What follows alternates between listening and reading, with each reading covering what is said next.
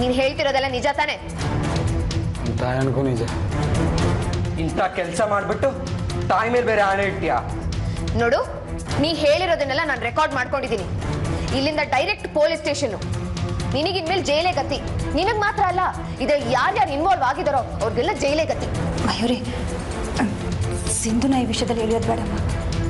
ನಿಮ್ಮೆಲ್ರಿಗೂ ಕೈ ಮುಗಿದು ಕೇಳ್ಕೊತೀನಿ. ಈ ವಿಷಯ 4 ಜನ ಗೊತ್ತಾದರೆ ಮನೆ ಮರ್ಯಾದೆ ಹೋಗುತ್ತೆ. ಅಣ್ಣ ಅದಕ್ಕೆ ನೊಂದ್ಕೋತಾರೆ. ಈಗಾಗಲೇ ಸೋಮು ಚಾರು ವಿಷಯದಲ್ಲಿ ಅವಳನ್ನ ಈ ಮನೆಯಿಂದಲೇ ಕರ್ಕೊಂಡು ಹೋಗ್ಬಿಟ್ಟ. ಈ ವಿಷಯ ಗೊತ್ತಾದ್ರೆ ಅಂತೂ ಗ್ಯಾರಂಟಿ ಅವಳನ್ನ ಬಿಟ್ಟೇ ಬಿಡ್ತಾನೆ. ಪ್ಲೀಸ್, ಇದು ಒಂದು ಸಲ ಈ ಮನೆ ಮರ್ಯಾದೆಗೋಸ್ಕರ.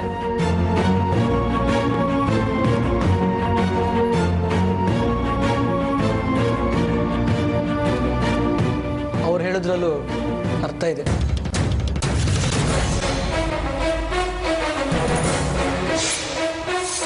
ಸರಿ, ಅತ್ತೆನ ಕ್ಷಮಿಸ್ತೀವಿ. ಇನ್ನೊಂದ್ಸಲಿ ಏನಾದರೂ ಇದೇ ರೀತಿ ತಪ್ಪು ಮಾಡಿದ್ರು ಅಂದ್ರೆ ಅತ್ತೆ ಅನ್ನೋದನ್ನು ಮರಿಬೇಕಾಗತ್ತೆ.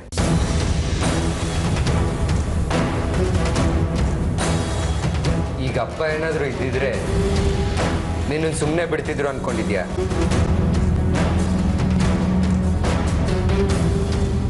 ಅನಿಷ್ಟಕ್ಕೆಲ್ಲ ಶನೇಶ್ವರನೇ ಕಾರಣ ಅನ್ನೋ ಹಾಗೆ ಕೊನೆಗೆಲ್ಲ ನನ್ನ ತಲೆ ಮೇಲೆ ಬರುತ್ತೆ. ಇರಲಿ ಬಿಡು, ಈ ವಿಷಯನ ಮನೇಲಿ ಯಾರಿಗೂ ತಿಳಿಸ್ಬಿಡಿ.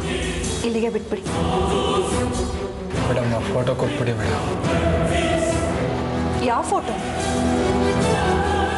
ಅದೇ ಸಿಂಧು ಮೇಡಮ್ ಕೊಟ್ಟಿದ್ನಲ್ಲ ಆ ಫೋಟೋ. ಅವತ್ತೊಂದು ಫೋಟೋ ನೋಡ್ತಾ ಇದ್ಲು, ನನಗೂ ತೋರಿಸ್ಲಿಲ್ಲ. ರೂಮಲ್ಲೇ ಇದೆಯಾ ಅಥವಾ ತೊಗೊಂಡು ಹೋಗ್ಬಿಟ್ಟಿದ್ದಾಳ? ನೋಡ್ಕೊಂಡು ಬರ್ತೀನಿ, 1 ನಿಮಿಷ. ಇನ್ನೇನು ಮಾಡಿದ್ಯೋ ಹೇಳೋ.